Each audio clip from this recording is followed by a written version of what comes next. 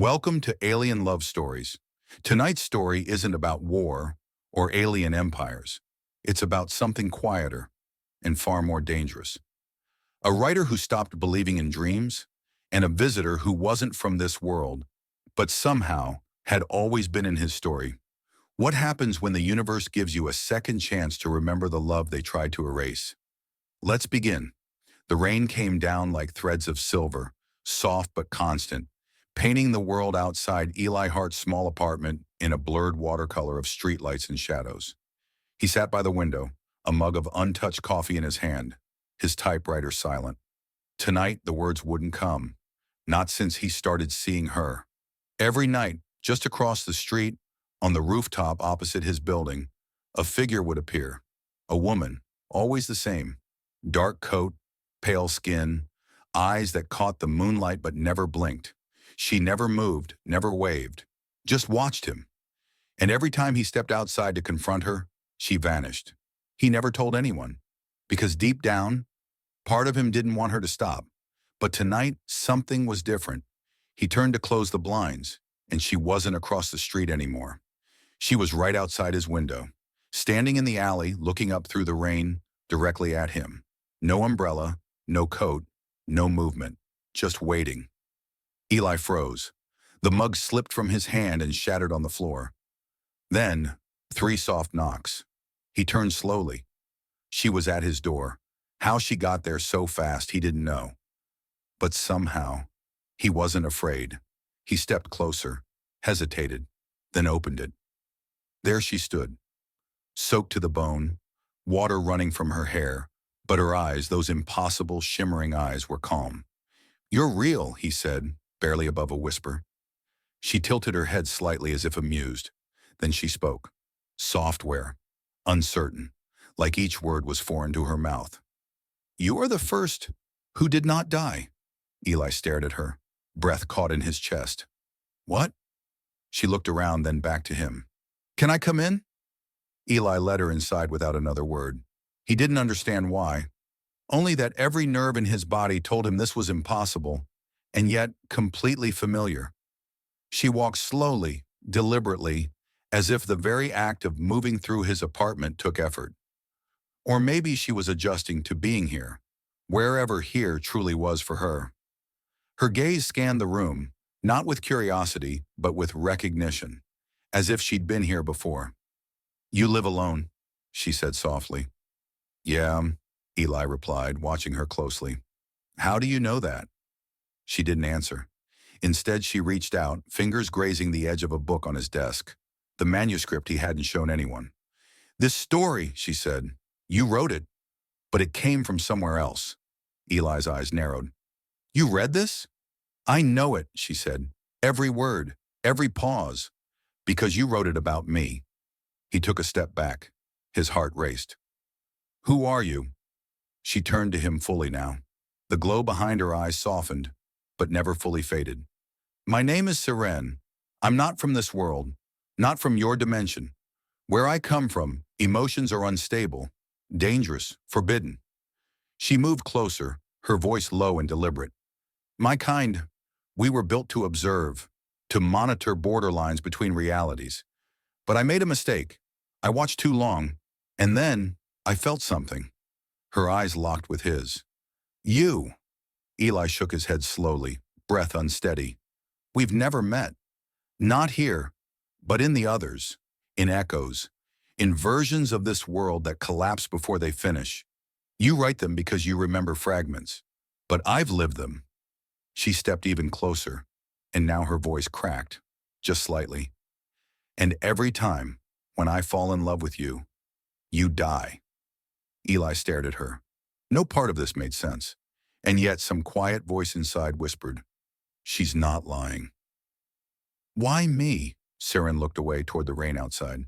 "Because somehow your soul keeps finding mine, in every version of time. Even when you don't remember me, your heart does." She touched her chest, then looked down at her own hand, flexing it. "But this time, something's wrong.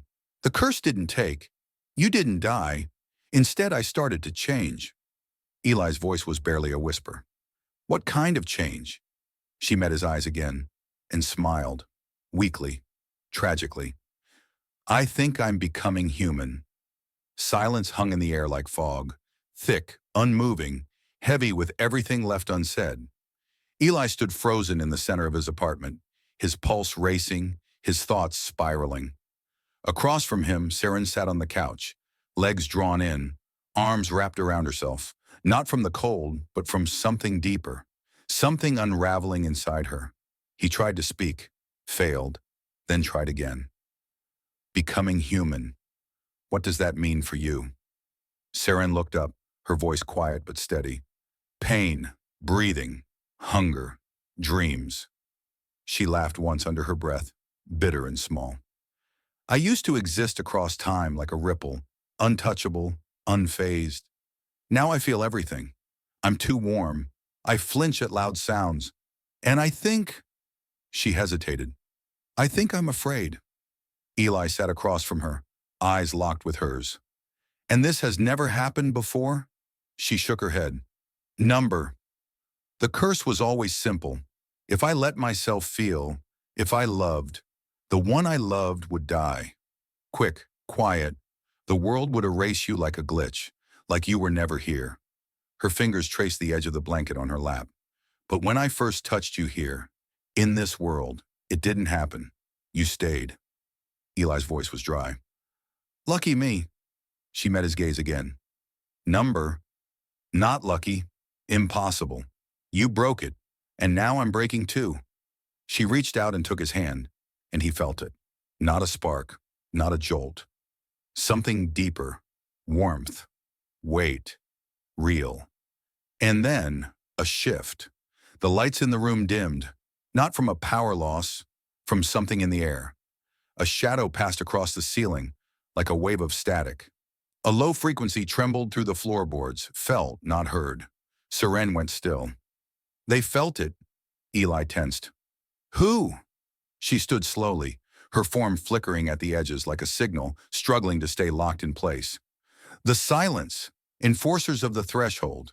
If I become too much like you, if I start to belong to this world, they will come. Eli stood beside her. And what will they do? She looked at him. Her voice was almost a whisper. They'll erase me, and you, and the idea of us. Then she turned toward the door. Her hands glowed faintly, trails of translucent light weaving through her fingers. We don't have much time. Eli stepped after her. Where are we going? She glanced back. To find the crack in this world, the place where it started to forget the curse. If we can find it, we might find a way to rewrite it, before they reach us. He hesitated, then nodded, and followed her into the rain. The city at night was quiet, unnaturally so. Rain had tapered into mist, and the streets shimmered under the hazy orange glow of distant street lamps. Cars passed like ghosts. Neon signs blinked on and off as if something was interfering with the current. Not mechanical failure, but something more existential. Eli drove in silence, both hands on the wheel, eyes forward but mind racing. Seren sat beside him, her expression unreadable. She hadn't spoken since they left the apartment, but he could feel the tension radiating from her like heat. The streetlights flickered again. That's when she finally said it. They're close. Eli glanced at her. The silence? She nodded. They don't move like we do. They don't fly or run. They slip through cracks in memory, in light. They exist where attention doesn't. And once they find a thread. She didn't finish the sentence. Instead, she leaned forward and placed her hand gently on the dashboard. A soft glow spread from her fingers. For a brief moment, the car's reflection in the rearview mirror disappeared. Literally disappeared. No shadow, no presence. Eli blinked. What did you just do? I unmarked us. It won't last long. They turned off the main road, entering an older district near the river. Abandoned warehouses, flooded basements, and the skeletons of forgotten buildings. Seren pointed ahead. There, that's where it began. Eli pulled over. The car idled quietly as they stared at the crumbling structure before them. A half-demolished textile mill, fenced off, covered in vines and long condemned. But as they stepped closer, something shifted. The air bent. Light flickered unnaturally across the edges of the building, like a mirage, but colder. Seren placed her hand against the rusted gate. It vibrated beneath her touch, the metal humming like a struck bell. "This place is a rupture site," she said. "A place where the boundary between your world and mine thinned. A moment of mercy, perhaps, or a flaw in their design." She looked up, eyes sharp. "Here, the curse reversed." Eli stepped through the twisted gate after her, heart pounding. But they weren't alone. From the shadows across the street, three figures emerged. They wore no faces, only masks of smooth black glass. Their bodies shimmered at the edges, unreal, undefined, but present. The silence had arrived. They did not speak. They only stared. Seren's voice was calm, but low, laced with urgency. "Do not look away from them. The moment you forget they're there, they come closer." Eli locked eyes with one of them. The figure tilted its head and took a single step forward. Even without sound, the ground trembled. Seren stepped in front of him, her fingers pulsing with light. "They're not here to warn me anymore," she said. "They're here to end it." Eli whispered. "Then we find the crack. We fix it." She nodded once, and together they stepped into the broken mill, with time collapsing around them. Inside the abandoned mill, everything felt wrong. Dust hung in the air like frozen breath, but it didn't move. The floor creaked with sound, but not with weight. Light filtered through broken windows, yet somehow there were no shadows. Eli stepped carefully, flashlight in hand, but the beam seemed to hesitate as it reached into the dark, like it was afraid to reveal too much. Seren walked ahead of him, slower now, her fingers trailing the cracked concrete walls. Her eyes glowed faintly, not with power, but with recognition. "This is where I crossed for the first time," she said softly. "In this space, in this version of your world, the barrier cracked." Eli looked around. "And what caused it?" She stopped, placing her hand against a support beam. "You did," he blinked. "What?" She turned to him. "You were here writing, on that night, typing a story you never published. A story about a woman who couldn't stay. A woman who loved too deeply and destroyed everything she touched." She smiled just barely. "I heard it, through the fold. Your words were like a thread through the veil. I followed them." Eli whispered, "I thought I imagined you." Seren nodded. "That was the loophole. The curse was designed to destroy what was real. But imagination, that's not bound by their rules." They reached a broken doorway, leading into what used to be a boiler room. The walls here flickered, literally, like an old tape stuttering in and out of existence. The center of the room pulsed with energy. The rupture. It looked like a small tear in space, no larger than a mirror, but it shimmered with impossible depth. Within it, flashes of other worlds, other versions of this room, and other versions of them. Eli stepped closer. Inside the tear, he saw himself, typing, holding Seren, losing her. "All of them," he breathed. "They're all real?" Seren stood beside him. "They were, each a version of our story. Each one ended the same, until now." He turned to her. "So how do we break the pattern?" Her gaze darkened. "Someone has to rewrite the rule, inside the rupture, but entering it means—" She hesitated. "It means giving up your timeline, your body, everything you've ever been in this version of reality." Eli stepped back. "But you wouldn't disappear?" She nodded slowly. "The rupture was made for me. If I go in, I dissolve, reset. But if you go in, there's a chance the curse will see you as the anchor. A new rule, written in human will." Eli stared at the tear. The silence began to stir behind them, stepping through the broken windows, closing in. Their presence bent the light, made the walls crackle, made the rupture start to shrink. Seren turned to him. "This is the moment, Eli. You either become the exception, or we fade again." He looked at her, really looked, and took her hand. And without another word, he stepped into the rupture. The moment Eli stepped into the rupture, the world shattered, quietly. No sound, no violence, just a gentle pulling apart of everything he was. His body dissolved into memory, his thoughts stretched into threads of light, and for a fraction of a second, he was every version of himself all at once. He saw himself writing in the attic as a boy, whispering stories to the dark, himself standing in a dream, reaching for a woman he couldn't name, himself dying in the arms of Seren, again and again, across lifetimes and unrealities.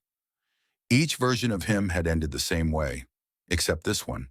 This time, he chose the rewrite. The rupture accepted him, not as an observer, but as an author. And so, within that flickering space between dimensions, Eli wrote, not with words, not with ink, but with will. He reached for the curse, found it tangled in centuries of repetition, a looping code designed to collapse love the moment it crossed the line between worlds. He rewrote the pattern. He changed the rule. Love does not end when boundaries break. Love is what redefines the boundary. And the code responded. The symbols around him shattered, then reassembled. No longer a warning, now a blessing. The rupture pulsed once and pushed him back out. Eli collapsed on the floor of the boiler room, gasping, blinking as the world returned to form around him. Dust, cold, steel. But it felt different now. He turned. Seren was still there, whole, solid, her glow steady, the silence gone. She stepped forward, breath held. You did it?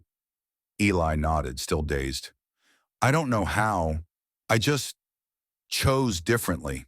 She laughed, really laughed, for the first time. Then she threw her arms around him and held him like someone who, finally had something to lose. Outside, the rain had stopped, and for the first time in every version of their story, no one was dying. For a few precious hours, there was peace. Eli and Seren sat atop the rooftop of the old mill, watching dawn stretch across the city. The clouds were parting, and light poured in like the world had finally remembered how to breathe. Seren leaned against him, her fingers laced through his. She felt warmer now, more present. Her edges no longer shimmered with uncertainty. Do you feel it? She asked. The quiet, Eli replied. She smiled. Number. The possibility.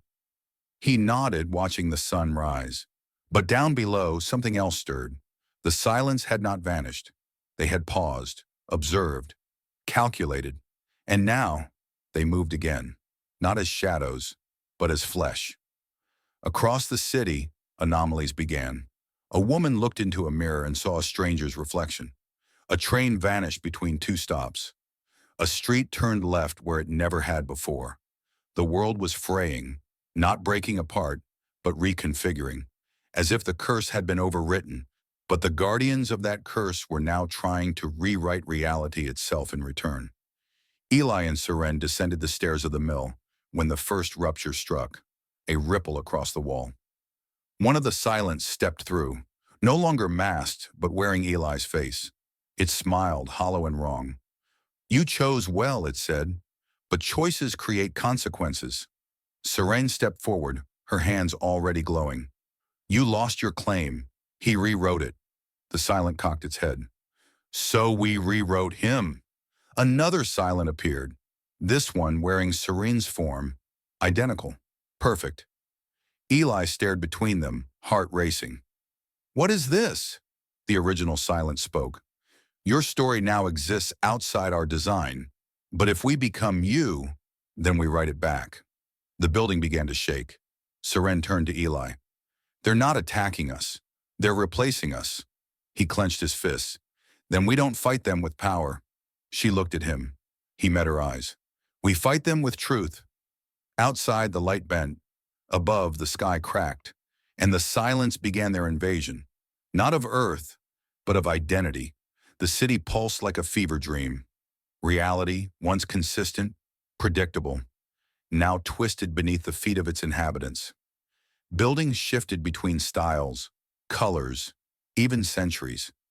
Streets curved where they shouldn't. Clocks refused to agree on time. It was memory unraveling, the world rewriting itself as the silence moved through it, mimicking, infecting, overwriting. They weren't destroying, They were erasing what had not yet been written. At the center of it all stood Eli and Seren, breathless in the belly of the old mill, watching as their doppelgangers, perfect replicas, drifted closer, each movement precise and eerily calm. "They're not just becoming us," Seren whispered. "They're preparing to overwrite us in the minds of others. Once that's done, the world won't remember we were the original." Eli's mind raced.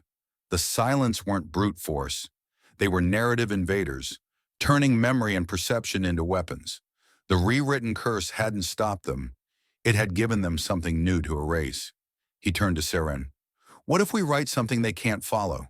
Her eyes widened. "A memory that belongs only to us."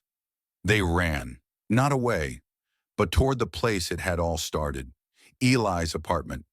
Inside that quiet space where words had first spilled onto paper, where imagination had built a doorway to something impossible, that's where they would anchor their truth. Eli threw open drawers, pulled out notebooks, half-finished stories, sketches, outlines. Seren traced her fingers across the words. Every story was about her, or some version of her, but none of them had an ending. "That's the loophole," Eli said. "If we finish the story together, no one can rewrite it. It becomes fixed." Seren hesitated. "But once it's written, we can't change it. Not ever, not even us." He looked at her. "I'd rather have one truth with you than infinite versions where we lose each other." She nodded, then whispered, "Right." They wrote, not just with ink, but with memory, with laughter, with pain, with touch. They wrote the day they met, the moment she first watched him from the rooftop, the night she stepped into his apartment, the time he chose to step into the rupture, and the moment now, where they chose to be real, together no matter what came next. Outside, the world twisted harder. The doppelgangers of Seren and Eli climbed the fire escape. But just as the door burst open, Eli finished the final line. "And if the world forgets us again, we will remember for it." He signed his name, then hers. The doppelgangers paused in the doorway and cracked, like mirrors under pressure. The words took root. The story became unchangeable. And the silence, who only moved through cracks in truth, vanished. The world stilled. The city returned to its proper shape, as if waking from a fever dream. Buildings stood still again. Reflections in mirrors once more belonged to the people who cast them. Time resumed its usual rhythm, ticking steadily forward. In Eli's apartment, the silence was not empty. It was sacred. He and Seren stood in the golden light of morning, surrounded by the scattered pages of the story they had just written. A living record, handwritten in the margins of memory. The threat was gone, not destroyed, not defeated, but disarmed by something the silence could never possess. Choice. Seren stepped to the window, arms wrapped around herself. Her glow had dimmed, not from weakness, but from peace. She no longer shimmered with instability. She simply existed. Eli stood beside her. "It's over," he said. She nodded but didn't turn to him. "Not for me," he frowned. "What do you mean?" Seren looked down at her hands. "The silence are gone, but I'm still a being from a fractured plane. Your world remembers me now, yes, but that memory is fragile. I wasn't born here. I was written into this place through you." Eli stepped in front of her. "That's enough," she smiled softly. "It might be, but I don't want to fade into your story. I want to be more than a page you wrote once. I want to be real, without needing to be remembered." A long silence passed between them. Then Eli took her hands gently. "Then stay, not in my story, in our life." Her lips parted, and for the first time, no light pulsed beneath her skin. She didn't glow. She didn't flicker. She just was, fully human. A single tear rolled down her cheek, and it didn't shimmer. It simply fell. She laughed through it. "I think I just cried for the first time." Eli grinned. "Get used to it." They leaned into each other, not like lovers lost in some cosmic prophecy, but like people, choosing each other. And outside on the windowsill, the final page of their story fluttered in the breeze. No longer a defense, just a beginning. Time passed, not in dramatic sweeps, but in quiet, human increments. Weeks blurred into each other. The world turned. People laughed. Cities breathed. Life went on as it always had, unaware that the fabric of reality had once been on the verge of unraveling. But in one corner of the city, tucked inside a small apartment lined with books and memories, something gentle and impossible had taken root. Eli sat at his desk, typing again. Not from desperation or obsession, but from peace. Across the room, Seren stood barefoot in the kitchen, humming softly as she poured 2 mugs of coffee. Her hair was damp from the shower. She wore one of his shirts. She no longer glowed, and that was perfect. She was real now, fully tethered to this world. Not because of a loophole, not because of a rewritten curse, but because she chose to stay, and the world had accepted her. The final story they wrote together had been published. Quietly, no bestseller list, no interviews, just a slim paperback titled The Girl from the Other Side of Memory by Eli Hart and SV. No one asked who SV was, but sometimes readers swore they felt something while reading it, like they'd forgotten someone they once knew deeply, like someone had brushed their soul and whispered, "You remember me too." And in that way their love, their real human love, wasn't just remembered, it was shared. One evening, as golden light spilled into the apartment, Eli turned to Seren. "Do you ever miss where you came from?" She thought for a moment, then smiled. "Number. I think I was always meant to end up here. Even with the pain, the fear, the coffee that's never quite right?" She smirked. "Especially because of the coffee." They laughed. He leaned in and kissed her, slow and familiar. Not the kind of kiss that breaks curses or shatters universes. The kind that belongs to people who made it through, who chose love, not because fate demanded it, but because they wanted it. And on the table nearby, a new page waited in the typewriter. Blank, ready. The morning light poured in softly, casting warm lines across the floor of the apartment. The kind of light that made you think nothing could possibly go wrong. Eli stood at the window, holding a cup of tea, half lost in thought. Behind him, Seren sat curled on the couch, her legs tucked beneath her, flipping through a book she claimed she had read 3 times and still wasn't bored of. She hummed a tune under her breath, one that sounded made up and ancient all at once. Everything looked normal, felt normal, but something wasn't. It started with a mug. Eli reached for his favorite chipped black mug, the one he'd kept since college, the one with the faded constellation print on the side. But it wasn't there. In its place sat a white porcelain cup, smooth and pristine, with a perfect red ring along the rim. "Did we get new mugs?" he asked without turning. Seren didn't look up. "That one's always been there," she replied casually. Eli paused. It wasn't the kind of answer that bothered him, except it did, because he knew it wasn't true. And yet, the more he tried to picture the chipped mug, the harder it became.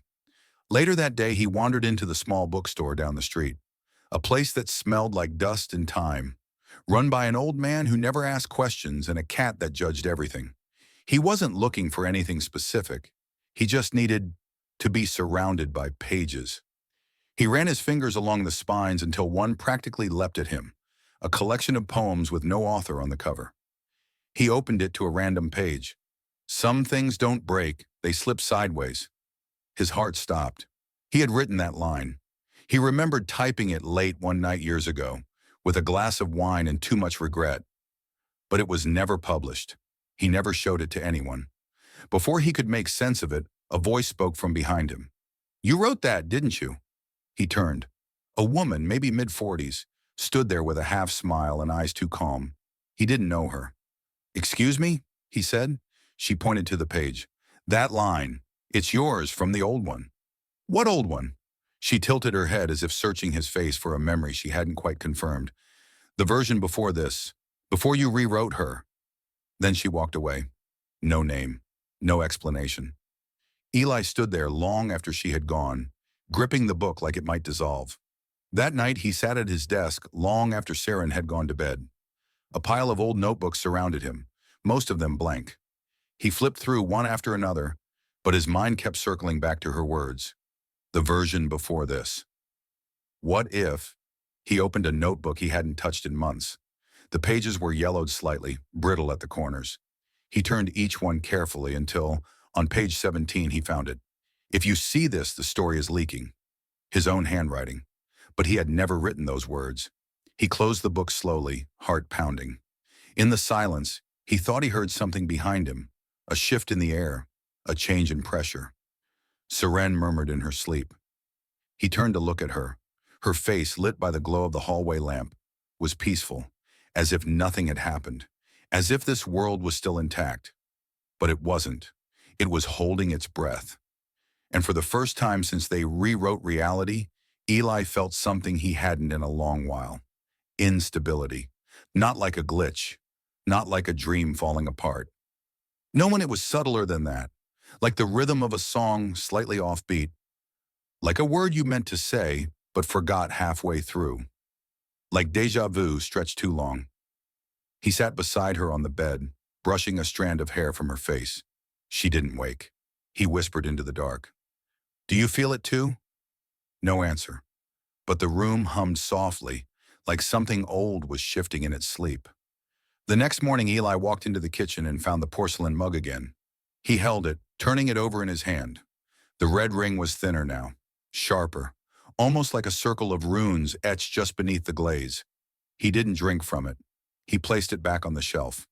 It didn't clink like porcelain should. Instead, it made a dull, wooden thud. That was the moment he knew. Something was coming back. Something that never fully left. It began with a sentence Seren whispered in her sleep. At first, Eli thought she was dreaming, a half-formed thought floating past midnight. But then he realized she was speaking clearly, with intention. He sat up in the darkness, the room dimly lit by the gray wash of moonlight seeping through the window. He didn't move, just listened. Her voice was soft, like it had to travel from another world. Not this time. I've already stayed. Don't unmake me. Her breathing hitched. He reached out, gently touching her back. She flinched. Her eyes opened, but they didn't find him immediately. They searched the room like they didn't recognize it, like she didn't recognize herself. Then, as if a layer of something invisible lifted, she smiled. Hey, she whispered. Bad dream. But Eli could tell she didn't believe herself, and neither did he. He didn't sleep again that night. The next morning, something else was off. Subtle things. The corner bookstore was gone. It hadn't closed. It hadn't moved. It simply wasn't there. In its place was a laundromat. Gray, soulless, no signage, no smell of books. They walked past it together. Seren said nothing. A little further down the street, their favorite cafe had a new name.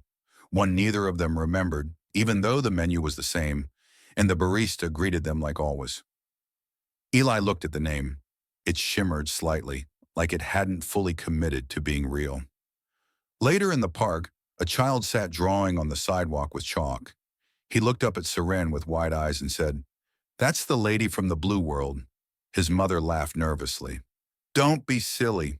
But the child didn't look away. He turned to Eli and added almost sadly, "You're leaking." And then he returned to his drawing. Back at their apartment, they tried to make sense of it. Seren sat cross-legged on the couch, flipping through one of Eli's old notebooks. He stared at her, then at the mug in his hand, the porcelain one, the one with the red ring. He didn't remember owning it, but he remembered using it every morning. The contradiction sat quietly between them. "This world isn't rejecting us," Seren said, still flipping. "It's forgetting how to hold us." Eli blinked. "You mean like reality slipping?" "No," she said, "like a story getting tired of its own plot." That night, they didn't dream alone. They found themselves in a place between places, a landscape that pulsed with memory and fog. Doors hovered in midair, some open, some locked, some glowing faintly like they wanted to be found. Seren walked toward a door that shimmered with the symbol they'd seen before. 3 interlocked circles. She reached for the handle, but it twisted away from her. A voice spoke. Not mechanical, not alive, just procedural. "You've already used your rewriting. Additional access requires sacrifice. Seren turned to Eli. He's talking about us, about what we made. Eli opened a door behind him. Inside was a version of their apartment, but wrong. The walls were the wrong color. Her laugh echoed too long. His handwriting on the wall read, "Do not re-loop." He closed the door. "We're bleeding into other timelines," Seren whispered. Eli nodded. "And they're starting to notice." The next morning they received mail. An envelope with no stamp, no return address. Inside was a single page. A warning. To those who broke the cycle, some loops weren't meant to be unmade. Silence watches, but others, edit. The note ended with a symbol neither had seen before. A square fracturing inward. Seren turned the page over. 3 more words. "You are early." They didn't leave the apartment that day, not from fear, but because the city no longer felt fixed, as if the roads might rearrange if they looked away for too long. Seren stood by the window, her voice soft. "I'm remembering things that aren't mine." Eli looked up. "What kind of things?" "Versions of me, ones that didn't get to stay. One of them waited in a white room for someone who never came. One was erased mid-sentence. One was me, but she didn't love you yet. She was afraid of you." He didn't respond right away. Then, "Do you still love me?" She smiled. "Of course, but I might be remembering it from more than one place." That night, the streetlights outside flickered in rhythm. 5 long pulses, too short, Morse code they couldn't decipher. The apartment clock blinked 3:03, then 3:05, then 3:03 again. Eli wrote in his notebook, "We are not glitching, we are being observed. Or worse, pre-written." Seren entered the room holding something, a small brass key she found tucked behind the bookshelf. On the head of the key was the circle symbol, etched shallow but precise. "I think it's for the door," she said. "What door?" "The one that keeps opening in my dreams." He didn't ask more. They both knew that dreams weren't private anymore. By the end of the week, the fog in the city thickened. People walked a little slower. Names slipped from memory. People began describing emotions they hadn't earned. A man cried watching birds fly away, then said, "I don't know why that felt like a goodbye." A woman stared into a mirror and asked her own reflection, "Do you remember him?" Seren began drawing again. Only now her sketches were of places they had never been. She showed Eli one. It was a corridor filled with floating orbs, each one glowing softly with tiny silhouettes inside. One of them looked like her, the other, like someone who hadn't become Eli yet. "We're in more loops than we thought," she whispered, "and someone's cataloging all of them." That night, just before sleep claimed them, Eli whispered into the quiet, "If they come again, do we run?" Seren turned to him, her voice a hush against the dark. "Number this time, we stay. We show them what a story looks like when it refuses to be forgotten." The day began with a silence too complete. No birds, no cars, no distant conversations. Just the soft, uneven ticking of the hallway clock, as if even time was unsure of itself. Eli stood in the kitchen, watching the toaster do nothing. It wasn't broken. It was just undecided. Seren sat at the table, sketching without looking down. Her pencil moved in long, circular strokes. Fast, slow, then pausing. Fast again. Eli glanced at her drawing. She had drawn 3 circles, interlocked, repeated over and over again. He didn't ask. She didn't explain. Later they walked together, through streets that should have been familiar but weren't. The bookstore had become a gallery. The alley with the ivy wall was now bare brick. A new building stood where their favorite cafe had always been, though the street name was unchanged. It felt like someone had reassembled the world from memory, but not their memory. They kept walking until they reached the old public archive building. Dust clung to the windows. Inside, the air was thick with forgotten history. A place built for remembering, long before remembering became dangerous. Seren moved ahead with purpose. Eli followed, his footsteps softer, more hesitant. "Why here?" he asked. "Because if anything is still storing what we were, it would be this place," she said, then added quietly, "The world isn't glitching, Eli. It's remembering. They passed long rows of file cabinets and screens half alive. Finally, one terminal glowed dimly, as if it hadn't powered down in decades, just waited. Seren sat at the console. Her fingers moved quickly like she already knew the system. A screen came to life. File located, loop instances, active shadow class, subfile E plus S. They froze. Someone had been tracking them. Not just now, for a long, long time. Inside the file were snapshots. Moments Eli couldn't place but felt inside his bones. A version of him looking out a different window. A beach, a sky with two moons. A version of Seren, short-haired, dressed in white, touching his cheek in the rain. "That's not us," Eli whispered. Seren's voice was distant. "It was. Somewhere." They scrolled down. The final line read, "Status. Unsettled anchor. Compromised. Archivist required. Response time. Imminent." Suddenly the screen flickered. The lights dimmed. And from the far corridor, footsteps approached. Measured, unhurried, soundless yet heavy.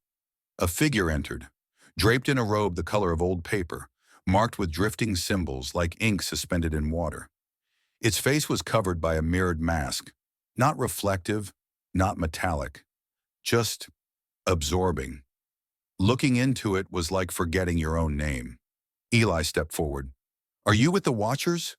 The figure tilted its head, not in confirmation, not in denial. Then a voice arrived, not through sound, but inside their minds.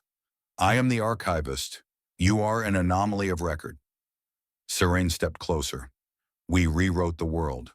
We were allowed to stay. Your rewrite held, temporarily, but memory is viral. Yours has begun to replicate. Loops bleed into each other," the voice continued. "When memory becomes belief and belief spreads, containment is required." Eli felt like something inside him was folding away, like chapters being removed from a book he hadn't finished reading. "You're here to erase us," he said. "Not erase, reclassify," the voice answered. "You may choose to be indexed and contained, or to be forgotten completely." Seren lifted her hand. A soft glow bloomed from her palm, resonant, familiar. "We're not data, we're not echoes." "Then stop behaving like anomalies," the archivist replied. It raised a hand. Time stuttered. Eli felt himself come undone, not from pain but from absence, like someone had unplugged the part of him that remembered why he loved her. "Stop," Seren said sharply. She stepped in front of him, voice firm, clear. "If you take him, you'll lose me again. And if you erase me, I'll find him anyway." The silence that followed was heavy. Then the archivist's hand lowered. "Loops like yours are not unique, but they are rare and dangerous. You've set a precedent. Others will attempt to follow." Eli's voice was steady. "Good." The archivist paused, then without ceremony dropped a small black cube onto the ground between them. It pulsed, slow and steady. "This is an echo beacon.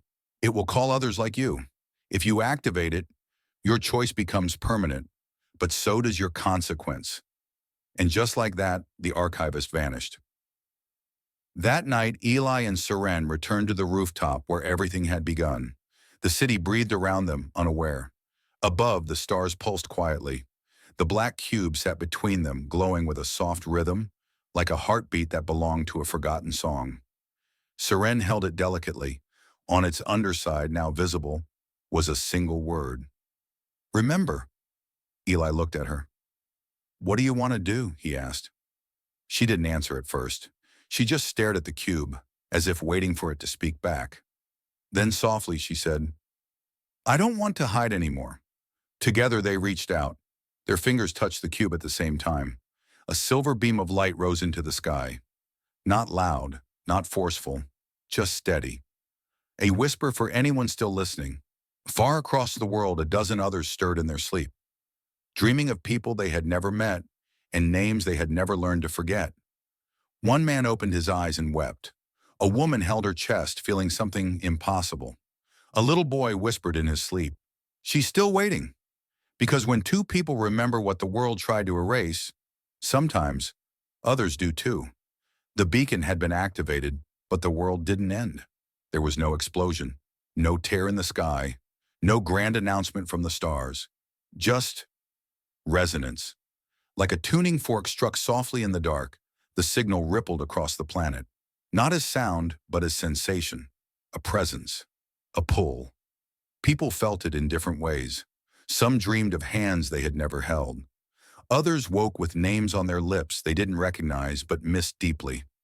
A few stared at strangers and whispered, "You were someone else once." And most simply paused. For just a moment, they wondered if they had lived before. Differently, more honestly, more fully. The world trembled, not with fear, but with remembering. In a quiet apartment, in a quiet city, Eli and Seren sat on the floor, backs against the wall, the beacon still pulsing between them like a silent heartbeat. Neither spoke. They didn't have to. The echo was working, and not just across space, but across selves. Seren broke the silence first. "I can feel them, not like visions, but more like static warming into signal. They're waking up." Eli stared at the ceiling. "Then we're not alone anymore." Far across the globe, a woman collapsed mid-step in a grocery store. When helped up, she asked the man beside her, "What happened to Aaron?" "He was just here." The man shook his head. "You were alone." She clutched her chest and whispered, "No, I wasn't." In a classroom, a child stopped coloring and looked out the window. "I think I've been here before," she said softly, "but last time I died." The teacher laughed nervously and told her to keep drawing, but the girl didn't pick up her crayon. She just kept watching the clouds, waiting. Back in the apartment, Seren began to draw again. She sketched a room filled with floating orbs, each flickering with light, memories from loops not fully lived. In the center of her drawing was a figure in white, maskless, arms open. Below the figure, she scrawled a word without realizing it. Archivist, but next to it, another form. New, sharper, less fluid. A hand holding a pen, crossing out names from a list. Underneath, editor Eli sat beside her, holding the cube. Its rhythm had changed. Faster, sharper, urgent. "We've pulled something awake," he said. Seren nodded. "Or something was waiting for us to make the first move." That night the sky flickered. Once, twice, then held steady. People across cities and forests and deserts looked up, sensing not awe but awareness. A sense that something was looking back. Not divine, not cruel, just watchful. In a government facility that didn't officially exist, deep beneath a mountain, the editors were watching too. They weren't alien, they weren't celestial. They were something else entirely, human systems that had evolved beyond humanity. One of them, a woman with no name but a title, Redact 6, stood before a console displaying looping sequences of Seren and Eli's lives. The loop is not just active, it's replicating. Another editor, older, tired, lit a cigarette and exhaled slowly. "We always knew this would happen. We're not dealing with memory anymore," Redact 6 continued. "We're dealing with belief, and belief spreads faster than any virus." "What's your recommendation?" the older one asked. She stared at the screen. "Cut it before it stabilizes." "Won't that cause system trauma?" "Only for those still dreaming." A silence fell between them. "Initiate protocol 0 Delta 1, she said. "Full rewrite? Number partial fracture? Let them remember just enough to hurt." Seren woke with blood at the corner of her mouth. She hadn't been injured, but something had pushed through. A fragment of herself, one she hadn't called, stood at the foot of the bed, translucent, young, afraid, the version of her that had first met Eli in the original loop. She looked up, eyes wide. "They're rewriting you." Seren reached forward. "Number, they're trying, but I've learned to hold myself together." The echo faded. Eli entered the room, his face pale. "I lost 5 minutes," he said quietly. "I sat on the floor, and when I looked up, 5 minutes were gone, like they'd been skipped." Seren looked at him, eyes sharper now. "We're not just being watched, we're being edited." She stood and went to her old journal, the one from the original timeline. It hadn't had anything in it for weeks. Now words filled the page, New entries in her handwriting, except she hadn't written them. One line repeated, "Remember, but not too much." The next day, news reports across the world whispered about the surge, sleepwalkers, synchronized dreams, people vanishing for minutes, thousands claiming to wake up in the wrong life. Governments denied everything, but the world had started to question not what was real, but what had been removed. Eli and Seren stood at the top of the same hill where they had lit the beacon. Now a second cube pulsed next to the first, darker, quieter, left by no one. They hadn't placed it there, but it waited. Seren picked it up. "This one's not a beacon," she said. "It's a lock." Eli took a deep breath. "We've entered a war of edits." "Then we write louder," Seren whispered. "We don't fight back. We overwrite." Above them, stars blinked again, not randomly, but with purpose. A message, a pattern, a beginning. The day was quiet, not the uneasy silence of the days before, but something gentler, still, like the world had finally paused long enough to take a breath it had been holding since the first loop. Eli and Seren sat together on the rooftop. The sky above was cloudless, but full, alive in a way most people didn't notice anymore. It pulsed not with stars, but with possibility. Two cubes sat between them now. One silver, still humming softly from when they first activated it. The other, a darker twin, silent, cold, but waiting. They didn't speak for a while. They just listened to the wind run its fingers through the city. Eli turned to Seren. "If we light this second one, we can lock the structure, seal the memory web. No more shifts, no more edits." Seren nodded, but her eyes were far away. "And if we don't, we let it expand, let it evolve, and risk collapse." He gave her a small smile. "Like most beautiful things." She reached out and touched the dark cube. It didn't respond. "What if this world wasn't meant to last?" she asked. "Then maybe it was only meant to be remembered," Eli said softly. In another part of the world, the sky flickered briefly, just one star pulsing out of rhythm. A child turned to her grandmother and asked, "What's a loop?" The woman paused, then whispered, "A second chance you weren't supposed to get, but needed anyway." Back on the rooftop, Seren stood and looked over the city. "Do you ever wonder if we'll forget each other again?" Eli shook his head. "Number, because even if we do, something in us will reach, like it always has." She took a deep breath, closed her eyes. "Then let's choose memory, not for safety, for truth." Together they touched both cubes. The light this time was neither loud nor bright. It spread like ink in water, soft, elegant, irreversible. A rewrite not of events, but of meaning. The sky shimmered briefly, then stilled. No one noticed, except those who had been waiting to remember. In a train station, a man paused mid-step, tears in his eyes, unsure why. In a garden, a woman found herself singing a lullaby she'd never heard, but knew by heart. A young boy, no more than 8, drew a symbol in the dirt. 3 interlocking circles. When asked what it meant, he smiled and said, "It means we're real." Eli and Seren lay beneath the sky that night. No more beacons, no more threats. Just the sound of wind, of heartbeat, of pages being written in real time. "This loop won't be perfect," Seren whispered. "No," Eli replied, "but it's ours." And for the first time in every version of themselves, they believed it. They didn't need to win, they just needed to remain. Some stories end with explosions, others with goodbyes, but the rarest ones end with a choice. You just listened to a story that wasn't about saving the world. It was about remembering it, rebuilding it, choosing to believe in something, someone, even when memory fights back. Maybe you felt it too.